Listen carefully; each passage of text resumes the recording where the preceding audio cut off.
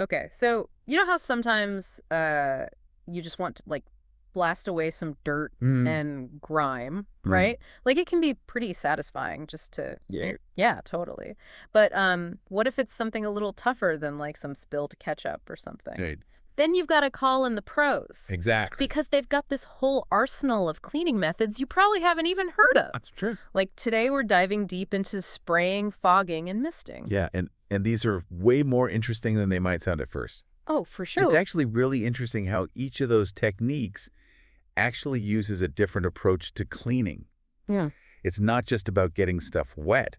It's like we're using the science of droplets to Right. clean more effectively. So it's like high-tech cleaning Oh, yeah, you could say. with like a scientific edge. Exactly. Well, I know I've used spraying before. I mean, that's what I do like every day at home, Yeah, yeah, right. just to clean up little Yeah. messes or whatever. Of course, spraying is great for that, pre-treating carpet stains, getting rid of germs on your countertop, For sure. all that stuff. Yeah. You have so much control with spraying. Mm-hmm. You put the cleaning solution exactly where you want it to go. Yeah. Plus, you can use it with a ton of different products. Yeah, that's true. But can you imagine trying to clean an entire office building with a spray bottle? Oh my gosh. It'd be exhausting. I'm tired just thinking about it. Right. That's where fogging comes in. Okay, so this is where it gets really high-tech. Yeah, fogging is kind of like stepping into a sci-fi movie. Totally. Where they like fill a room with this fine mist, Uh-huh. and that's basically what fogging does. So cool. So it's got to be really efficient then. Oh, it's super efficient. Mm-hmm. Think about it. You could reach every single corner and crevice way better than you could by spraying. Oh, yeah. Fogging's amazing for those big jobs. Like what? Like, let's say you need to get rid of a really strong odor after a fire. Oh, wow. Or maybe you need to deal with mold that's spread all over the place. That's intense. Yeah, it's the perfect solution for that kind of thing. But, there are some trade-offs. Oh, really? Like what? Well, usually you have to evacuate the area before you start fogging. Oh, right. Makes sense. And there are some materials that don't react well to the chemicals used in fogging. So you got to be careful. Definitely. Always do your research first. Got it. So we've got spraying for everyday stuff and then fogging for like the big intense jobs. Right. So where does misting fit in? Misting is kind of the middle ground. Okay. It gives you more coverage than spraying, but you still have more control than you do with fogging.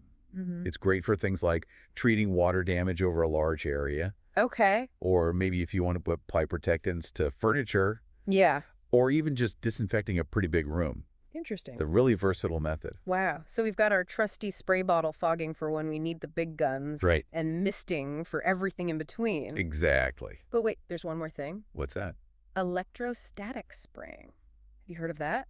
Oh, yeah, that's like the cool new kid on the block. I know. It sounds so high tech. It is pretty cool. Yeah. So basically, instead of just spraying droplets out there, Yeah. electrostatic sprayers actually give those droplets a tiny electric charge. What's It's true. Yeah. And that charge makes the droplets act like tiny magnets. Oh, They wow. cling to surfaces and wrap around objects. That's wild. Why would you want to do that, though? It's not just about looking cool. Well, It actually saves you a ton of cleaning solution. Really? Yeah, up to 65% less solution compared to traditional methods. Wow. That's amazing. So it saves you money, and it's better for the environment. Now, that's what I call innovation. I know, right? So it makes sense that people are using these electrostatic sprayers everywhere. Oh, yeah. Like, I've even seen them in hospitals and schools. Right. Anywhere that really needs thorough disinfection. Exactly. Let's see. But I have to ask, I've heard some things about the EPA looking into this technology. Oh, yeah. Are there any concerns? Well, the EPA, they're always working hard to make sure that new technologies are safe and effective. Of course. With electrostatic sprayers, they're really focusing on something called disinfectant contact time. What's that? It's basically how long a disinfectant needs to stay wet on a surface in order to actually kill germs. Got it. And because the droplets from electrostatic sprayers are so small, Yeah. they dry pretty fast.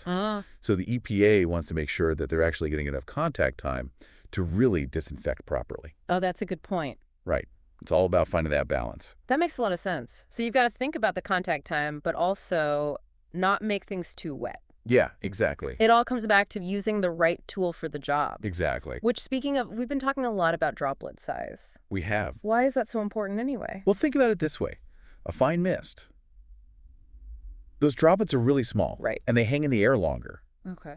which is perfect if you need to disinfect a really large area, Hmm. like a classroom, for instance. Mm-hmm. But if you're trying to clean up a specific stain, Yeah. you probably want larger droplets, Yeah, like what you would get from a spray bottle. gotcha. The size of the droplet really affects how fast the solution evaporates, how well it covers a surface, even how long it stays in the air. Wow.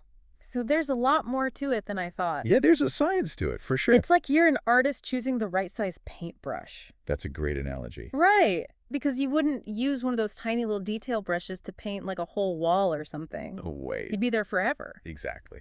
You know what else is kind of wild? You know how like when it's a super hot day Yeah. and you get hit with a nice cool mist? Oh, yeah. It's like surprisingly refreshing. The best. Right. Well, I found out there's this whole connection between evaporation and those cooling effects we're talking about. Oh, absolutely. It all comes down to how those little droplets work with the air around them. Really? So when liquid evaporates, that turns into vapor, it actually absorbs heat from the stuff around it. Huh. And that's what makes it feel cooler. Wow, that's so cool. Yeah, it's the same reason you feel chilly when you get out of a pool on a windy day. That makes sense.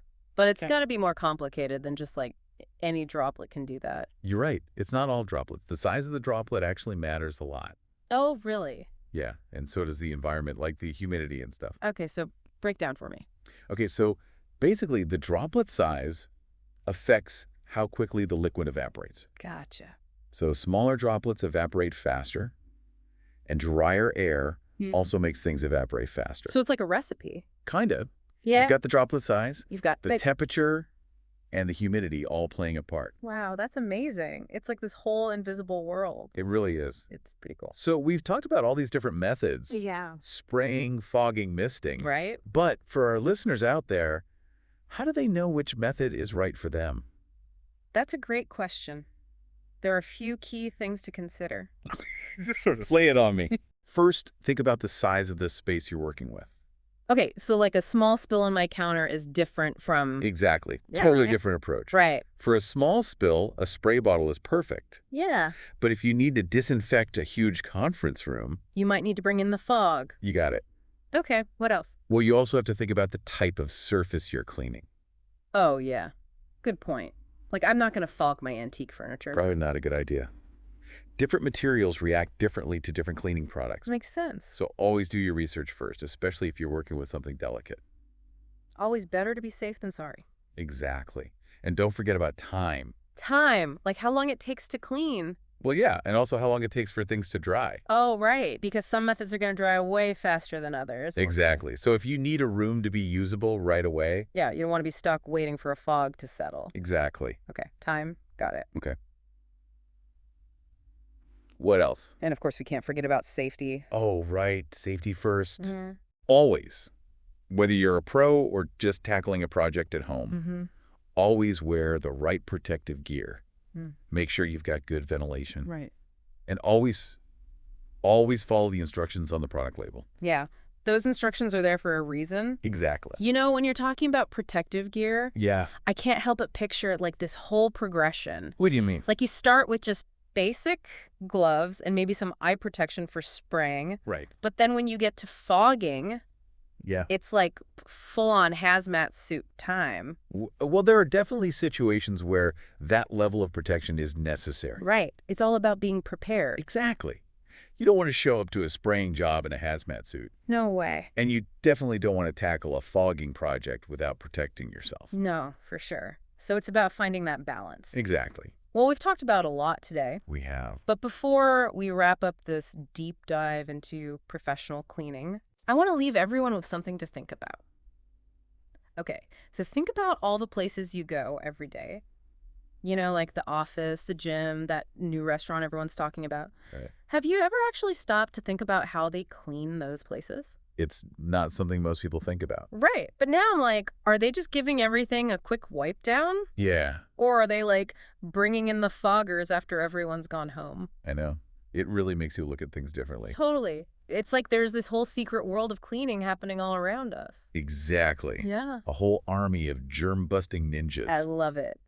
But seriously, though, now that I know a little bit about these different methods, Yeah. it just makes you appreciate all the work that goes into keeping things clean. Oh, for sure. Yeah. It's a lot more than just wiping things down. Exactly. And who knows, maybe some of our listeners are inspired to step up their own cleaning game at home. Maybe they'll start thinking about droplet size and contact time. Right. Or maybe even invest in their own electrostatic sprayer. Well, maybe not for everyone. Yeah, maybe that's a little extreme for most people. But hey, a little ambition never hurt. That's true. That's true. But on a serious note, Yeah. I think we've learned that there's way more to cleaning than meets the eye. Oh, absolutely. It's like science and technology. And a little bit of elbow grease, too. That's right. So the next time you see someone spraying something down, Yeah. or you walk into a room and there's that little mist in the air. Take a moment to think about it. Exactly. Think about all the science that goes into keeping our world clean and healthy. It's pretty amazing when you think about it. It really is. Well, that's all the time we have for today. Already. I know it flew by. But hey, until next time, stay curious, stay informed. And keep those surfaces sparkling. Yes, we'll see you all next time.